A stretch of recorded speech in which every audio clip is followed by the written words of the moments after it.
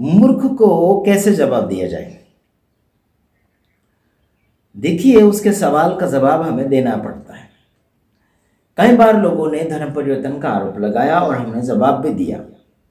कई बार लोगों ने झूठी सेवा करी, लोगों को लूटपाट किया, झूठ बोलकर फोन किया, झूठ बोलकर लूटा भी। उनके बारे में जवाब हमने दिए। छत्तीसगढ़ के अंदर कुछ ऐसे लोग हैं जो मसीह समाज को परेशान किए जा रहे हैं और मसीह समाज वाले लोग ध्यानपूर्वक नहीं चल पा रहे हैं और सही जवाब नहीं दे पा रहे। लड़ाई झगड़े करने से जरूरत नहीं है, शांतिपूर्वक विरोधियों को जवाब देना है, ठीक है, और उन्हें सही मार्गदर्शन में ले जाने के लिए उनको वचन से बातचीत करना है। उन्हें बताइए कि आइए आप हमारे साथ बैठिए ताकि हम वार्तालाप करें, वाद विवाद करें, वचनों के साथ कुछ मैचिंग हो जाए। उनका कुछ सवाल का जवाब दीजिए और आप भी अपना सवाल रखिए, तो उसमें कुछ बातें सुधारा हो सकता है। लेकिन ना ही तो मसीह समाज के लोग कोई सवाल रखते हैं और ना ही हिंदू संगठन के कोई सवाल रखते हैं। केवल झगड़ा झगड़ा झगड़ा झगड़ा। ऐसा क्यों? झगड़ा झगड़ा में काम बिगड़ता है। बैठकर बात सुधारने से बात सुधरती, बात बनती है। इंसान का जो डाउट होता है, शांतिपूर्वक बात करने से डाउट पड़ना हटता है। गुस्से से, मारपीट से, डराने धमकाने से, है ना, काम बिगड़ता है। इसलिए शांतिपूर्वक बात करते हुए आगे की ओर बढ़ें और यीशु मसीह के वचन को सामने रखिए। और वो समझते हैं तो ठीक है, नहीं समझते हैं तो उनकी हालत पर उनको छोड़ देना है, क्योंकि परमेश्वर बुद्धि देता है, सामर्थ्य देता है, और बुद्धि की आत्मा परमेश्वर की ओर से है। उन्हें समझाइए कि आपका क्या है, जवाब क्या है, सवाल क्या है। उन बातों को मद्देनजर रखते हुए सामने की ओर बढ़िए। अन्यथा गुस्से से, मारपीट से, या फिर मैं उसको हरा दूंगा, खुद हारना नहीं चाहते, खुद झुकना नहीं चाहते, है ना, ऐसे बहुत से ऐसी बातें हैं जो अकड़ दिखाते हैं अधिकतर, है ना। तो ऐसा नहीं होना चाहिए। काफ़ी बार हमारे ऊपर भी कुछ लोगों ने हंगामा किया, कुछ लोगों ने माफ़ी मंगवाई कि ये करो वो करो, माफ़ी मांगो तो आपको ये मिलेगा वो मिलेगा, ये ऐसा होगा वैसा होगा। कोई बात नहीं, लालची रीति से माफ़ी मांगने की ज़रूरत नहीं। बात अगर सुधरती है तो वहाँ पर माफ़ी आप उससे मांग सकते हैं, आप उसके सामने झुक सकते हैं, नम्रता दिखा सकते हैं। आपका माफ़ी मांगने से कोई आपकी उम्र नहीं घट जाएगी या फिर आपकी कोई इज्जत नहीं चली जाएगी। समझ रहे कि नहीं समझ रहे मेरे भाई बहनों?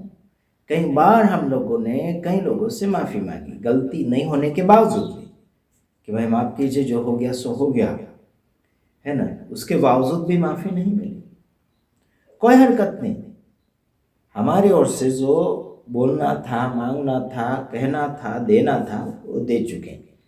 लेकिन आपको हम यही बताना चाहते हैं, काफ़ी लोग ऐसे अकड़ में रहते हैं, माफ़ी मांग लेते हैं या फिर माफ़ी मंगवा लेते हैं, उसके बावजूद भी अकड़ को नहीं छोड़ते। अकड़ का मतलब है घमंड। या फिर किसी को माफ़ी मंगवा लिया है तो सोचते हैं कि उसको हमने झुका दिया है ना, उसको हमने गिरा दिया है, ऐसे सोचते हैं और घमंड अपने आप में रखते हैं। ऐसा बिल्कुल नहीं। अगर कोई व्यक्ति आपसे माफ़ी मांग लेता है तो आप कोई बड़े नहीं हो गए। माफ़ी मंगवा कर आप कोई बड़े नहीं हो गए। समझ रहे कि नहीं समझ रहे?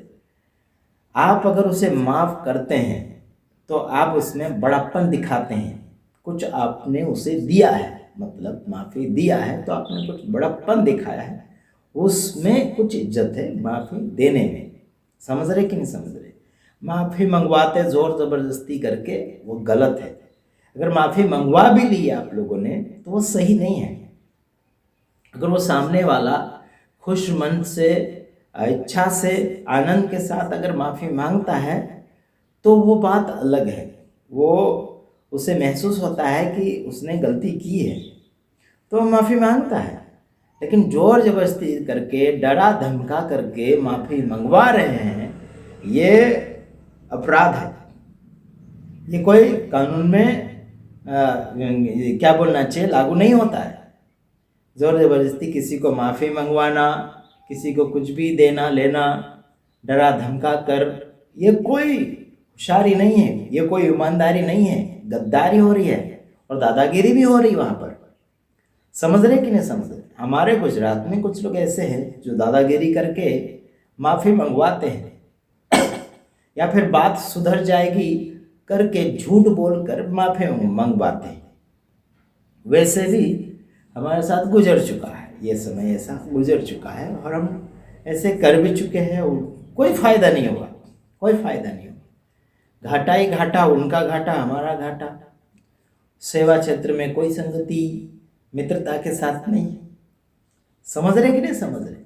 तो याद रखना, जितने लोगों ने यह गद्दारी करी होगी, कर भी रहे होंगे, मन में सोच भी रहा होगा या फिर मन में सोच चल रहा होगा, तो यह गद्दारपना, धोखेबाजपना और लोगों को गुमराह करना, ये सब मन से बाहर करना चाहिए और ये जीवन शैली से, जीवन रैली से बाहर कर देना चाहिए। ये कोई खास महत्वता नहीं पहुंचाता है, कोई फायदा नहीं पहुंचाता है। गद्दारी की ओर जा रहे हैं।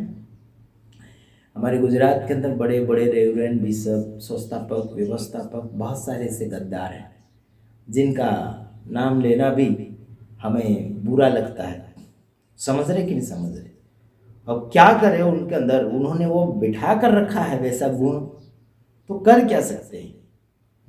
केवल हम बोल सकते हैं कि यह गद्दारी छोड़ दो, दुश्मनी छोड़ दो, क्या बोलना चाहिए, नफरती बंद कर दो, गुस्सापना बंद करो, है ना, तेरा मेरा भेदभाव बंद करो। समझ रहे कि नहीं समझ रहे? मेरे भाइयों बहनों, केवल अपने ही समाज के, केवल अपने ही पक्ष के लोगों को अगर सभा में बुलाते हैं या फिर अपने कुछ खुशहाली कामों में या खुशहाली प्रोग्रामों में बुलाते हैं, आमंत्रण देते हैं, तो क्या फ़ायदा यार? सबको बुलाओ, अपनों को भी परायों को भी, ताकि और मित्रता बढ़े, क्या बोलना चाहिए, पहचान बढ़े, संगति बढ़े। समझ रहे कि नहीं समझ रहे? नहीं अगर समझते होंगे तो हम आपका कुछ नहीं कर सकते। समझदारी इंसान को आगे की ओर पहुंचाता है और जो अपने आप में होशियार गिनता है, अपने आप में बड़प्पन सोचता है, वो व्यक्ति आगे जाते जाते धोखा जरूर खा जाएगा। पब्लिक उसके साथ होगी जरूर। मन क्या बोलना चाहिए, आर्थिक स्थिति में उसका मजबूती भी हो सकता है, सब कुछ अच्छा हो सकता है, लेकिन आगे की ओर उसके पास प्रेम नहीं है, खोखलापन नजर आ रहा है। तो हो सकता है उसके पास धन दौलत माल मिलकत बहुत कुछ है, लेकिन उसके पास प्रेम भाव नहीं है, तो फिर कुछ भी नहीं है, इंसानियत नहीं है। लोगों को प्रेम भाव से बुलाना, प्रेम भाव से एकता में रखना, प्रेम भाव से मिलकर चलना, अगर उसे बिल्कुल नहीं अनुभव है या फिर नहीं प्रैक्टिकल कर रहा है, तो कुछ भी काम का नहीं है। आप उसे चिकना भोजन खिला रहे हैं, है ना, क्या फ़ायदा यार? आपके अंदर प्रेम नहीं है। 1-2 दिन का चिकना भोजन बता लिए, बड़ा प्रोग्राम मीटिंग कर लिए, वाह वाह करके उनकी तारीफ़ें कर ली, उनका स्वागत कर लिया, उनका फूलहार या फिर पैसा या फिर 1-2 कपड़ा उनको स्वागत में उड़ा दिया, क्या फ़ायदा? समझ रहे? क्या फ़ायदा? प्रेम दिखाओ, अधिकतर प्रेम दिखाओ, इसी में आप सबका भला हो। God bless you. प्रभु आप सबको खुशी मंगल में लेकर चला जाए और आगे की ओर बढ़िए और ज़िंदगी को बनाकर लोगों के सामने रखिए, ताकि आपका प्रेम सामने की ओर प्रकट हो जाए। आपको कोई संदेश दे रहा है, वचन सुनते सुनते, बातें सुनते सुनते आपके अंदर से इंसानियत जागना चाहिए, कुछ उमंग आना चाहिए, कुछ करने की इच्छा होना चाहिए, कुछ अच्छा काम। जो आप उसे दबाते चले जा रहे हैं, कुछ बुरा जो भरा हुआ उसे भी बाहर निकालिए ताकि अच्छा भर सके। नहीं नहीं, ये तो नहीं सोचेंगे ना, अपना देखो अपना देखो अपना देखो, अपने लोग अपने, मेरे मेरे तेरे तेरे करते रहेंगे, इसमें प्रॉब्लम बढ़ती चली जाएगी। वचन को अपने जीवन में लागू करो और आगे की ओर बढ़ो। प्रभु आप सबको सलामती दें। आमीन।